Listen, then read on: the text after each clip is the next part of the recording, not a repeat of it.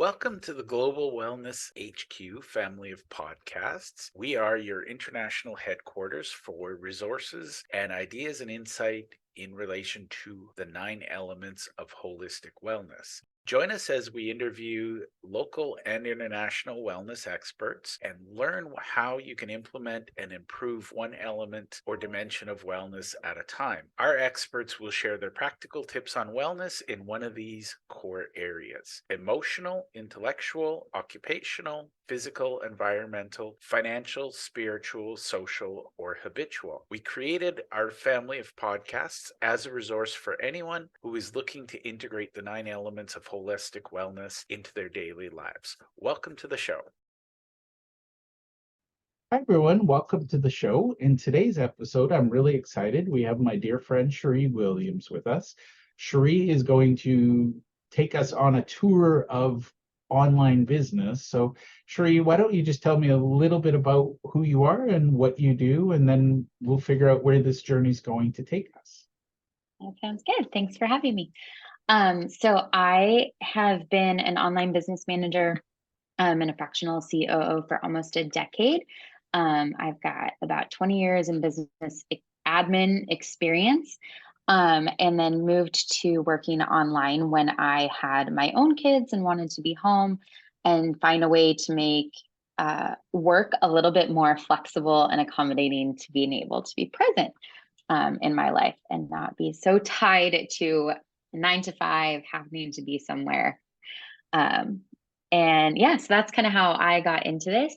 And I really love what I do.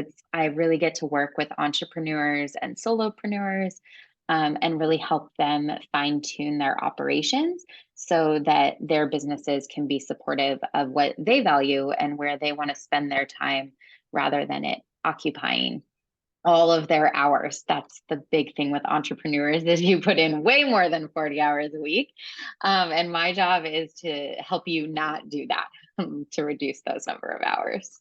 I love it. And one of the things my listeners have heard and I want to share is, it's not how much do you pay someone, it's how much of your life does that someone give you back. And I'm going to share a story. I think when Sherrie and I first met, it's been a few years now.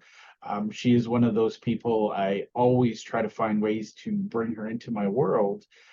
When I first started using a online platform called Simplero, it is simple, it's easy to use, and that is the allure of it. But it was also a trap because I spent 6 months of my life agonizing over how to set it up and delaying my business launch. And I think Sherrie spent all of an hour and she fixed literally 6 months worth of mistakes. And for the record, she was very polite about it.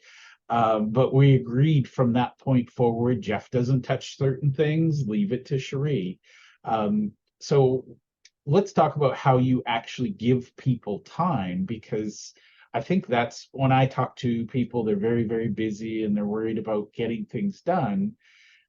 A lot of people, and I'm going to be honest, when I first, and Sherrie, you can be as candid as you want about working with me. I'm going to say up front, I was probably a royal pain in your butt the first bit because I thought I knew what I was doing and I kept wanting to keep doing things. And I remember a moment where you just looked at me, you gave me that mom look and said, Jeff, don't touch. And I went, okay. And I love it. So I really, entrepreneurs typically come in, they have an idea of what they want to achieve, and have some idea of how they want to get there. And they're used to being on their own and having to do all of those steps themselves in order to get that perfect sort of product at the end of the tunnel. And really what my job is to support you in that, but to be able to take some of that workload off of you so that you're not having to do it all yourself. And sometimes that means streamlining your process. Sometimes it just takes a fresh set of eyes to say, hey, you've added extra steps that you don't need. Let's wipe those off the table. And sometimes it is physically taking the tasks off of your plate. I am a firm believer that we should all do what we are an expert in and outsource everything else that we can, because exactly like you said, Jeff, it's going to save us hours. I can sit and fumble through something, for 30 hours trying to figure out how do I write code for this, or I can go find somebody who knows how to do code and they're going to do it in 5 seconds. And that is not just my hours, not just the time that I could have gotten paid in those hours if I had them to work, but that's just hours of my life that I get to be present and get to go do something that I enjoy rather than all the stress that goes into it. And in all reality, something that we're doing tangibly might take us 6 hours, but how much of our capacity is going in to think through that process and then think about it after we finished it? Did we get it correct? Was it right? And so part of what I do as a online business manager is to help you decide what are the tasks that absolutely have to be you as the business owner. What is your expertise? If you're a coach, for example, nobody's going to be able to coach your clients like you can. They are paying for access to you. But you don't have to be the person who chases them down for accounting invoices. You don't have to be the person that creates the videos or the PDFs that you're giving those clients. So helping you kind of differentiate between those, as well as how do we set the business up so that it supports you well? I have quite a few clients who took sabbaticals this year, which was amazing to see that they felt confident enough to be able to take time out of their business as an entrepreneur and know that that business wasn't going to go anywhere, that it wasn't going to take a hit, simply because they had the systems and processes in place to be able to do that. Love it. And one of the things I talk about, I'm a big fan of Tim Ferriss, and he talks about the 4-hour work week, and he has an acronym. I think it's DEAL, which is delegate, eliminate, automate, liberate. I look at it a little bit differently because I'm a practitioner of Pareto principle 80-20. So I look at what can I eliminate first. And then I look at, and this is where Sherrie always comes in. And by the way, you're smarter when you talk to someone else. I just find someone else. Sherrie is my sounding board. Her and I, we talk about what can we eliminate. And then we talk about what we can automate. And then the very last thing is what can we delegate? And that's the piece. I think a lot of people go straight to delegating and they're really, you're just leveraging inefficiency. I hired a team of 9 people and I just started delegating like a crazy person. And guess what? That didn't give me time back, because once you delegate, then you got to receive it back and process it.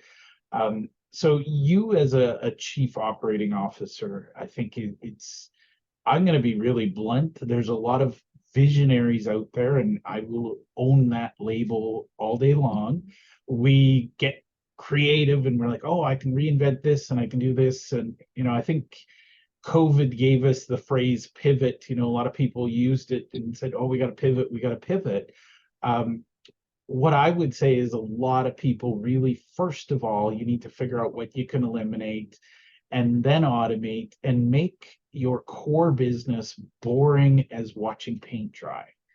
And that's where systems and processes, like you said, somebody can take a 2-week vacation without worrying about the business. What do you think people are tripping on, or what's getting in the way of systems? What do you encounter the most as an objection to order from us creative types? Yeah, I think, that's primarily what I work with is creative types. That's the natural kind of inclination of an entrepreneur. And what I find over and over again as creatives, that systems and processes seem boring. And so as a creative, you might tend to err towards the side of the end product. So what does it look like? What's that big picture? How do my clients feel? You're looking at it from that perspective. And what often gets missed in that is that you've made a ton more work for yourself, because not that details aren't important, not that they don't matter, they absolutely do. But it becomes this stickler point where you're stuck on each little detail. my job, not that I'm any less creative, I just like to be creative with our systems. So I'm going to hit those same detail points, but it's going to be in a much more, for lack of a better word, dry way, because I am looking at how do we do it in a way that is going to give you your time and benefit your client at the end of the day.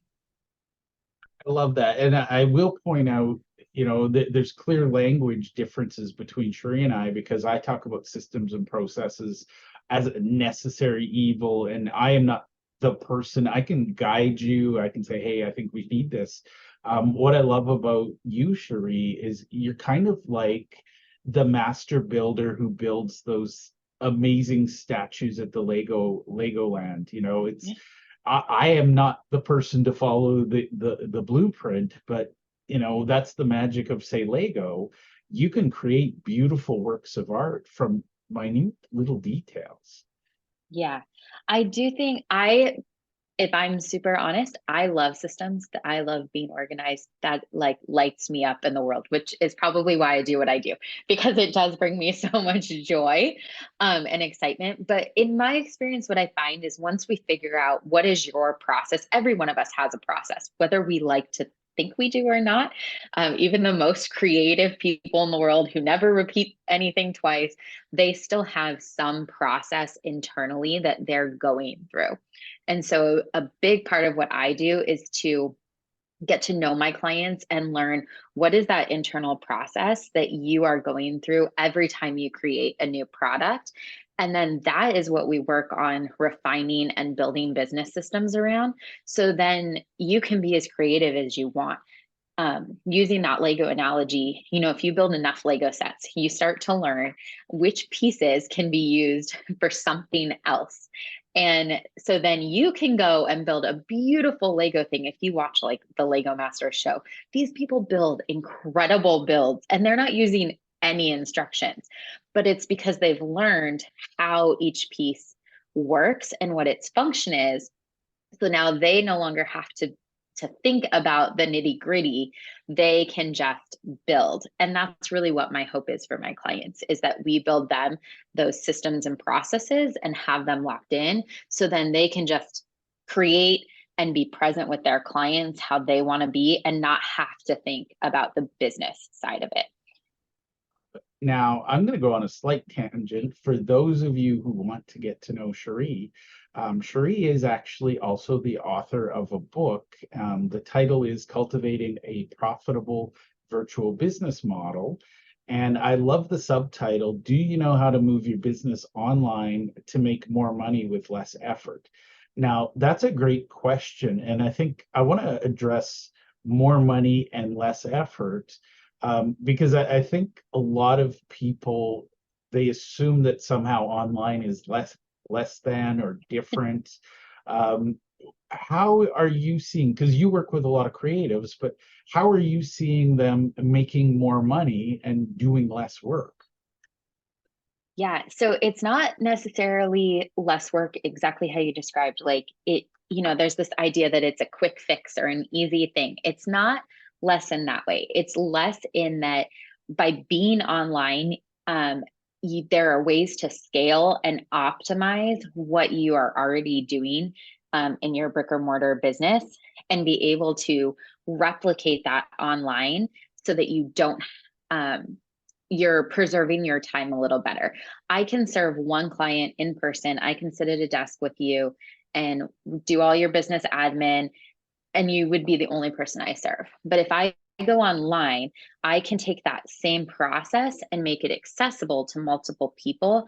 And now I'm serving 10 people, but I'm still only doing one job because I create this one process. So for me, it's a little different as an operations person, but if I use, like, I have a business consultant, for example, that I work with, and their job is to coach CEOs and COOs on how they want to show up in their field. So she can create a course, she can create PDFs, she can do all these things that she's going to use tangibly in coaching. So she maybe is going to spend an hour a week or 2 hours a week in one-on-one conversation with each of them, but then they're getting, 15, 20 hours worth of coaching in the resources that she's provided them. And so she's scaled that business now where she can support multiple people, but she herself is still only doing the same amount of work as if she was doing one-on-one in person in a brick or mortar office. And that's really the idea behind online business, is not that it's some magic solution, but that you're able to scale and make your services and your products repeatable so that you can support multiple people at a time and expand your reach. Love it. And I'm going to just share my 2 cents, but I humbly believe, whether you like it or not, I believe that the onboarding experience for your clients makes or breaks your entire relationship. So one of the things I love, and you and I are going to talk about this, is taking your customer journey and mapping it out. And that's one of the things I talk about a lot in my coaching program. But once you've mapped it out, create the tools and the resources. And yes, as you said, that there's that upfront commitment. You take your worksheet, you take this, you take that. But what I love about using an online platform, and we will shamelessly talk about Simplero because that's what you're an expert in. That's what I'm passionate about. I believe every bricks and mortar business, if they do nothing else online, if they took their client onboarding and standardized it and put some thought into it, they would grow as a business. And I'm going to ask you a question at the end of this, but a friend of mine, she just recently contacted me and said, Jeff, you got to check out my doctor's onboarding. And I was like, nobody ever does that. Nobody. I'm not kidding. The doctor had mapped out the patient onboarding, and instead of that clipboard where you sit in the patient area, they had like a series of little videos, and it was amazing to see something as routine as a medical office visit. Literally, I just want to point out that she was so wowed by it. She shared it with me personally. She even did a recording and she posted it on her social media. So how hard is that for a traditional, let's pick on, accountants, coaches, consultants. How hard is it for them in your world to map it out and create an onboarding process that wows people and earns them referrals? Yeah, so that is one of the biggest kind of stumbling blocks that I run into with people who are taking their business online is, well, I cannot automate my onboarding. I cannot scale that. It has to be personal. It has to, be one-on-one. And so that is almost always where I start with an online business, because it is actually the easiest part of your business to scale and make repeatable. And it has tenfold like advantages. It's not just your time. It can really help you to dial in that client experience. So like you said, they are wowed, and then when you've wowed a customer, you've got customer retention and you've got customer referral. And that's really what you want with an online business, is to maintain those relationships. So when it comes to onboarding, you might write a unique email to every single person that you start to work with, but I guarantee in that unique email, there is a handful of things that you repeat yourself. You just might word it in a different way every single time. So we look for those things in your onboarding process. What are you repeating? What are you telling them over and over again? And we pull those out. And so, usually there's some kind of email scheduling, follow-up email, and then some kind of initial resources that you want to provide them once they onboard. So if that's your basic sort of onboarding flow, so we're going to look at that and we're going to build those, and we're going to make it feel so personal and so unique to them, while still recognizing we're giving them the same information. We're sending everybody that same Calendly link. We're sending everybody the same proposal. We just pop out some different information that's unique to their business.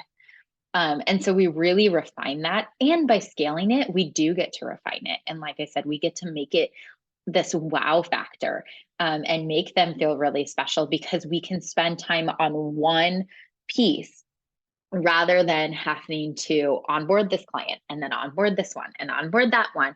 We get to do it once, and we get to do it really well and improve it as we go. As we bring on new clients, there's always going to be something that you can up level and, change. And so we'll work through that process as well.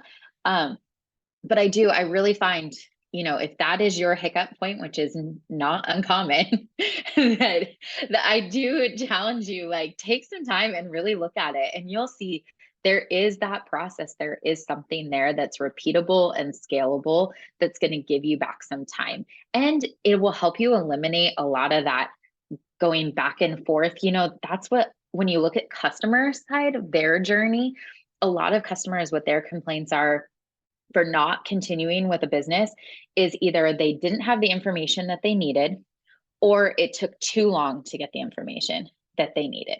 And so by automating that process, we make sure they have what they need before they even know that they need it. And then that way they always feel cared for, versus if we're, doing this back and forth, hey, does this date work for you? Does that time work for you? It slows down that process and they don't feel as cared for. So I do believe this is a place where you can automate and go online. And if you do nothing else, like you said, take that piece online, and it will make a difference in your client's experience that will lead to retention and referrals. And I think that's, one of my favorite quotes. I was talking to a software company and they said, our job is we absorb friction.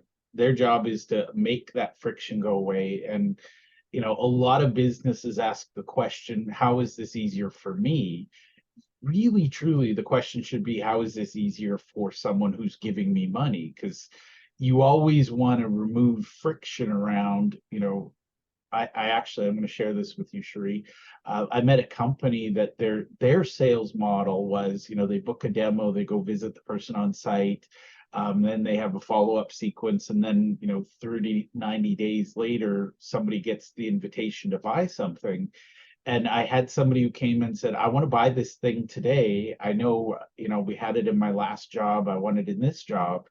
And I'm not kidding. They said, we don't have a way to do that. You have to wait 90 days. And I was like, wow, you just literally killed a deal because you weren't willing. So I love the onboarding piece, because if you make that a wow experience, they'll understand more. They'll be more patient, more understanding.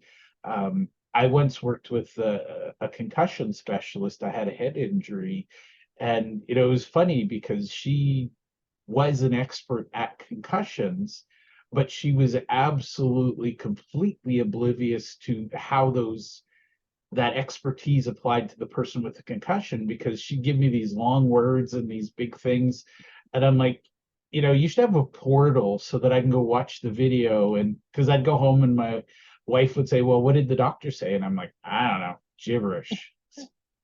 Yes, absolutely. Even my son is going into high school this year, and he got into a special charter school that's for art. And man, this program is top notch. Like, everything about it is exceptional.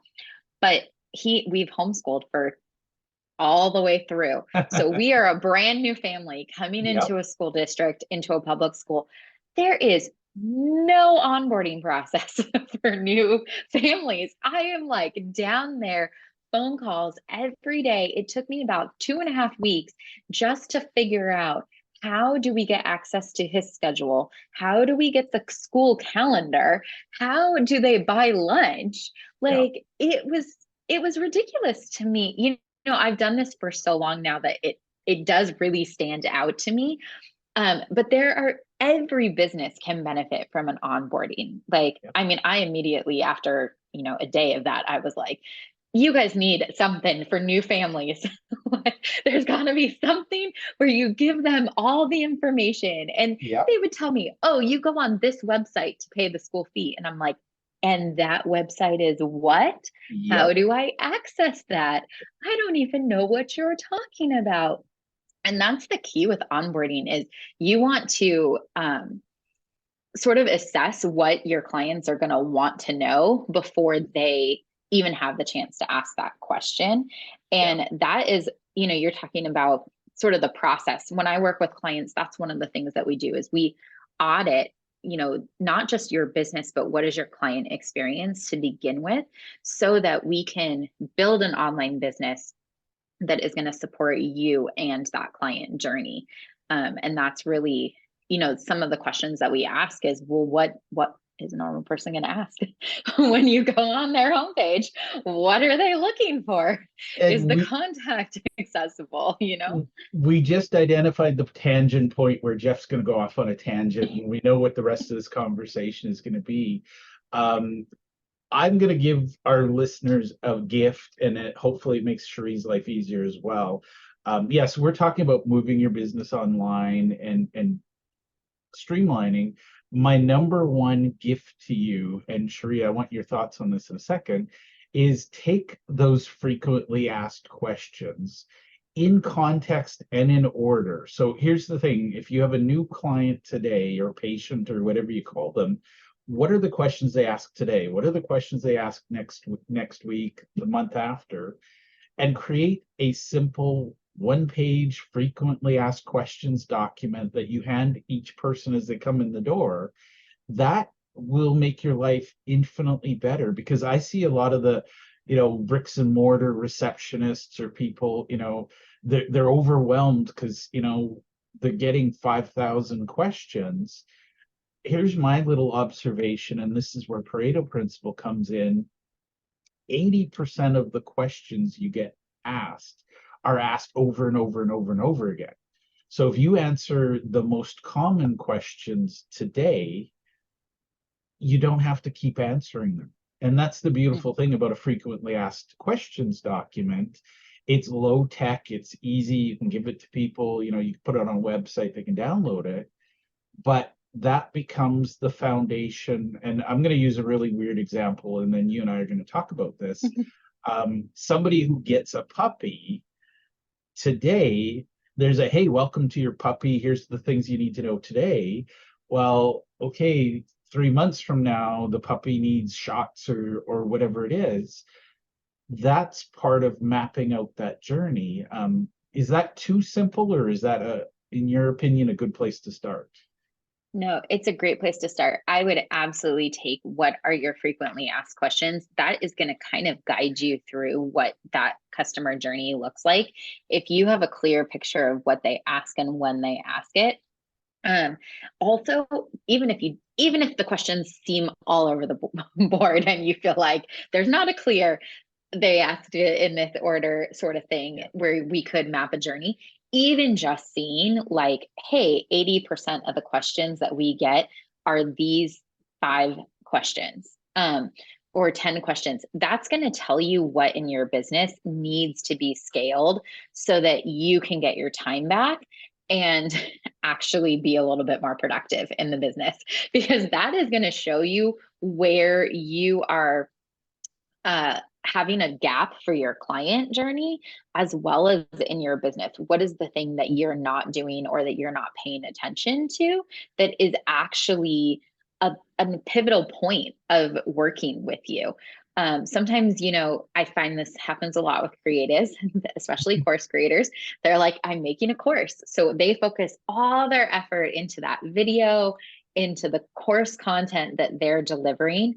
They forget that there's a whole process that goes into that, whether that is the onboarding process, the, sales page, the order form, whatever it is. There's pieces that they just don't focus on as much because they're so focused on the content.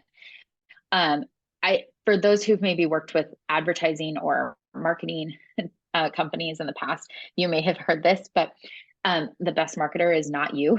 It's going to be the marketing company that you hire, because they have that unbiased set of eyes.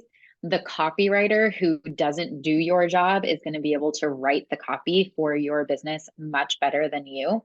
And the reason for that is that you are so ingrained in what you're doing, and it seems so straightforward and you feel like you're using words that make sense because you use them all the time. So like the doctor that you're talking about with your concussion, she's using words that to her are simple words that everybody knows what they mean because that's what she's doing all day long.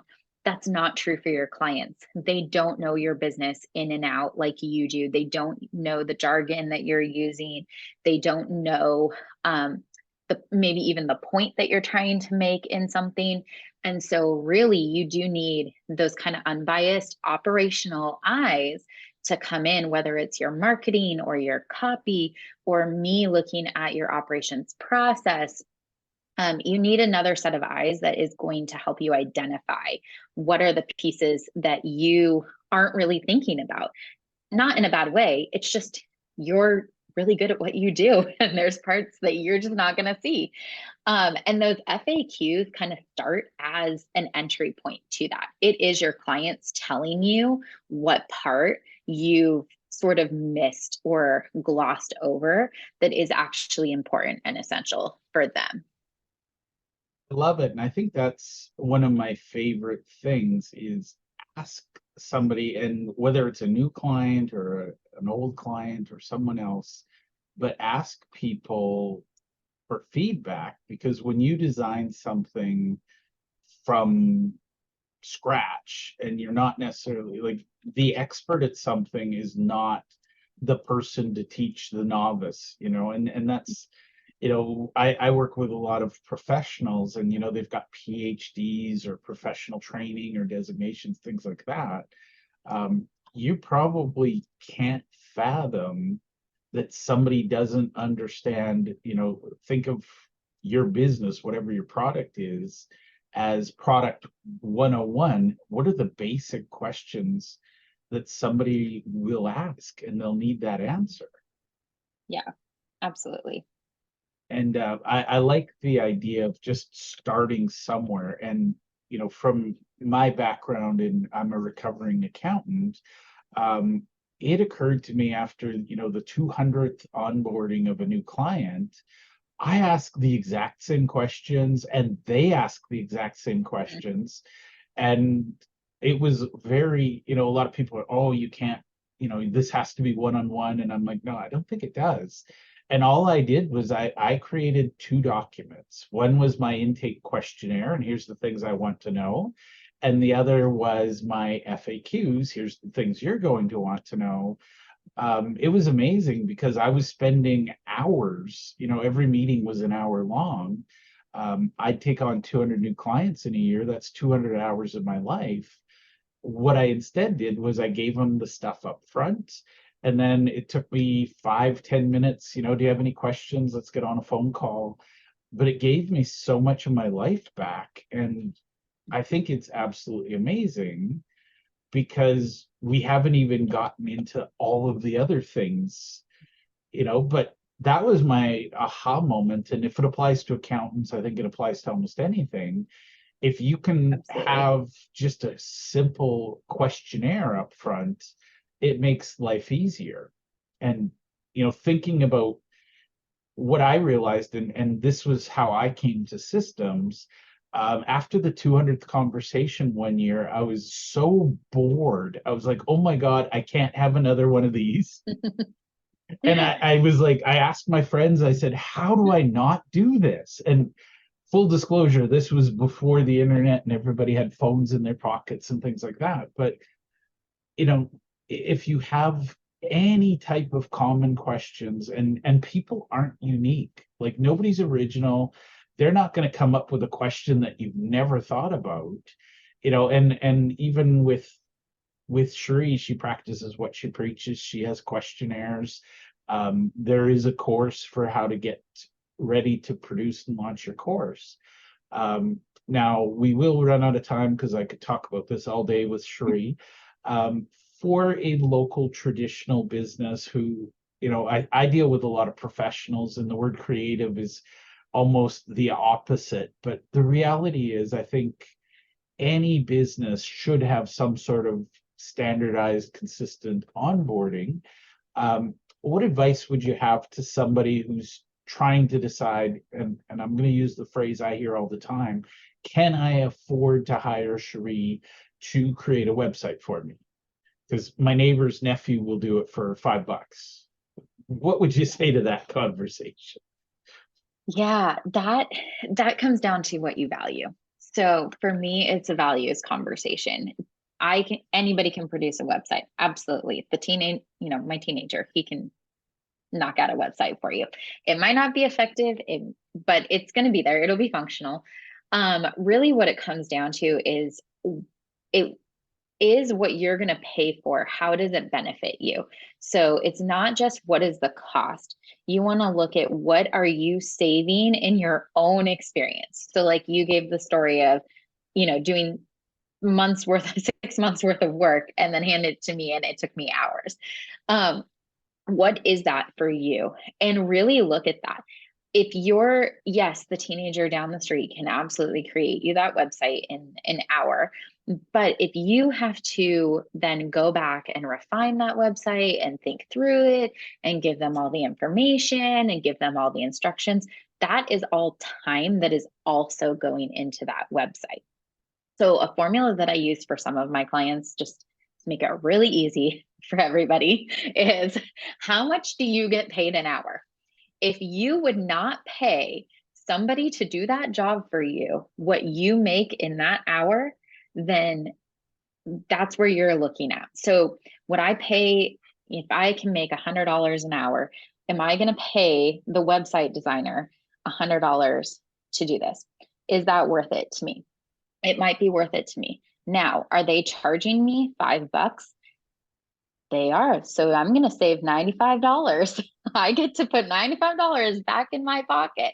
So that's what you're looking at is this worth it? Is this saving me time? Am I paying them less than what I would spend of my own time doing it? And is it worth it for me? It's a cost benefit analysis.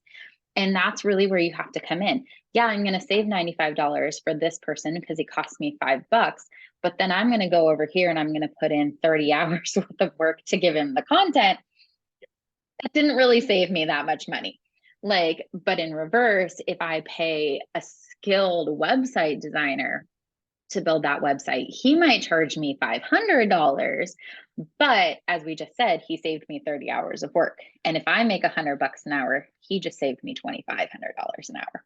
So that's really what you're having to look at, is that cost benefit sort of analysis. But it's not just money. You're looking at your time, your energy. How much stress is this causing you? How much are you thinking about it?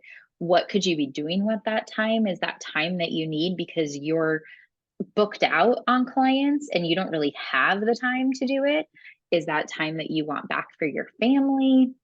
All of those questions kind of come into play, and you're looking at everything. So it goes back to that values conversation. What do you value more?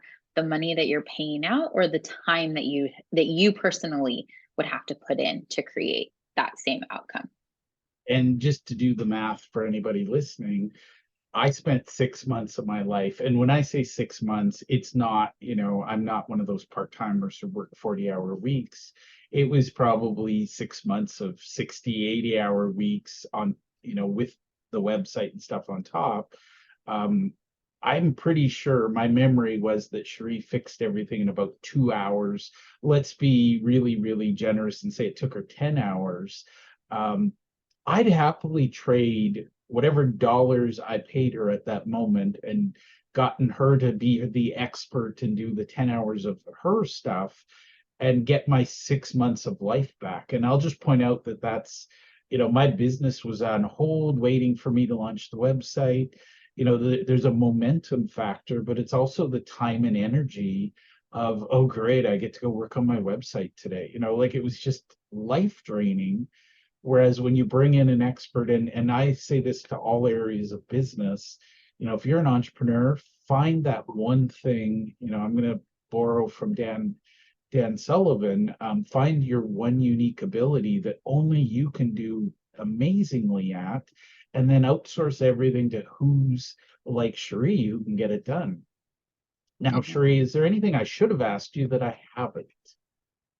Yeah, My biggest thing that I would want people to know is my belief is that business should be simple and straightforward. It should support you in whatever season of life that you're in, and you should be allowed to live in your life and business be the accessory to that. You should not be working, like, you shouldn't be living to work. You should be working so that you can live. And so really that is what I would, tell anybody that I talk to. And that is what online business is about. It's about being able to take that brick and mortar business and build it in a way that supports you to live your life and to be present in it rather than to be stuck in the work all day, every day. And so, if nothing else, that's what I hope that one of your listeners would take away, is that business can be that way. It can be fun and you can enjoy it and it not be life draining. And it can actually bring some of that excitement back into the day, without having to be 80 hours. And it can still be profitable and it can still be all the things that you're wanting it to be without you having to put in as much of your energy emotionally, physically, spiritually. Well, and I think, I love the analogy. If you look at human history, the single biggest invention that moved us forward was the invention of agriculture. And it was because we were no longer going out and at the mercy of the elements and hunting and gathering. It was, we said, okay, let's build the farm. And now we have a consistent calorie supply so we can move on. I think that's where the online business should be, is this is the boring stable. We know where our next client's coming from. So you're spending less time scrambling and more time serving. Is that a fair comment? Absolutely. I absolutely think that that is what online business can be. And that is where, even retail shops, you can go online without it being a retail shop online. Like, there is content, there is something that you can give people. I see retail businesses all the time who want to offer classes in their store. And that is, if you can start to look at those things and take them online, that is really what it is. It's giving you a sustainable base that is going to keep your clients coming back to you, in a way that is just not going to be as draining on you. And one of my favorite games, I don't even know if Sherrie knows this, but I love to play the game where people tell me my business can't go online because, and I like to burst that bubble because, as you said, if you're, I would say something like, let's pick one of the big chain stores that just sells commodity stuff, like Walmart. Um, you have customers who use your products. You can have training materials on how to clean those products, on how to get the best life out of them, videos on, if it's roller skates you sell or whatever, bikes, you can have maintenance videos. Like, I have yet to find a business that couldn't benefit from an online. And by the way, I've even been challenged. Somebody brought me a funeral home and I said, well, funeral planning is an obvious one. Oh, yeah, So absolutely. if you've got any sort of product or service, there is an online segment that could augment your business. And like you said, it could be just content, it could be how-tos, or it could be deeper than that. Now, last question, Sherrie, how can somebody watching this, listening to it, how can they connect with you and find out if you're able to help them with their business? Yeah, absolutely. So, if you go either by purchasing my book, that'll give you a framework of how I work and what I like, more than what we've talked about here today. And there is a QR code in there, I believe, that will take you to my website. But you can also go to my website, and on there, you can get started. And the initial thing is that initial intake form where I get to know you and you get to know me. And then we can move forward from there. But even if it's just as simple as, you have questions, I would love to touch base and be able to answer those sort of initial questions if you're even considering going online. And one of the things that I offer, to anybody who's considering it going online, is doing a business audit. So we would look at your brick and mortar business and we'd answer that question of, can I go online? And of course the answer is going to be yes. And I'll be able to tell you how you can go online. So you don't have to answer that question for yourself. You do have my expert eyes to tell you the things that I see in your business that you could definitely make more scalable for you and head in that direction, even if you weren't ready to have a full online business. I love it. And for the listeners, I'll put the links in the show notes. And yes, this is me shamelessly plugging the book. Going through it with Sherrie, it's amazing because there's a lot of questions you don't know what to ask, or you don't know how to ask or when to ask. But for me, honestly, it's just have that first conversation, because I literally can't think of a business that doesn't somehow benefit from being online. So, Sherrie, thank you for hanging out with me and going on all the crazy fun tangents, but it was a real pleasure to chat. Thank you so much. I appreciate it. Thank you for taking the time to listen to our show. We hope that you enjoyed this episode, and we invite you to either click the link below or scan the QR code to register and listen to other episodes of our podcast. Or if you think your business or you would be a great guest to be on our show, we're always looking for experts in one of the 9 elements of holistic wellness. We'd love to have you. You can either click the link below or you can scan the QR code and complete our speaker intake form. Thank you, and to your wellness.